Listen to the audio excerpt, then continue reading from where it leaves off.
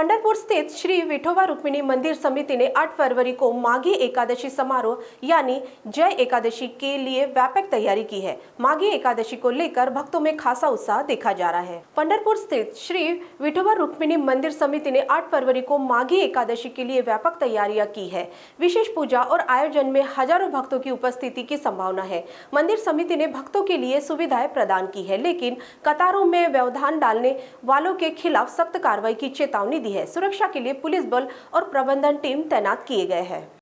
माघ यात्रा 2025 चा मुख्य दिवस 8 फेब्रुवारी 2025 एकादशी आहे। त्याचा यात्रेचा कालावधी 3 फेब्रुवारीपासून ते 12 फेब्रुवारीपर्यंत आहे।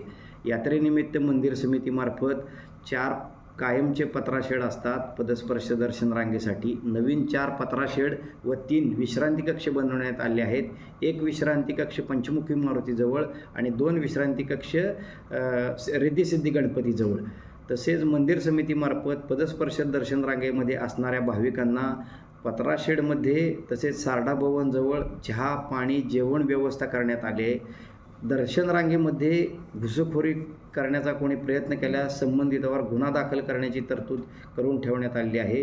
तसेच घुसखोरी होऊ नये म्हणून 200 सुरक्षा रक्षक नेमण्यात आले आहेत।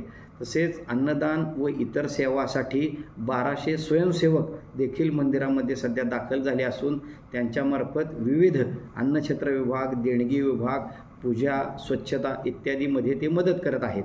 अशी सर्व मंदिर समितीमार्फत सध्या माघी यात्रेची तयारी जवळजवळ पूर्ण झालेली आहे।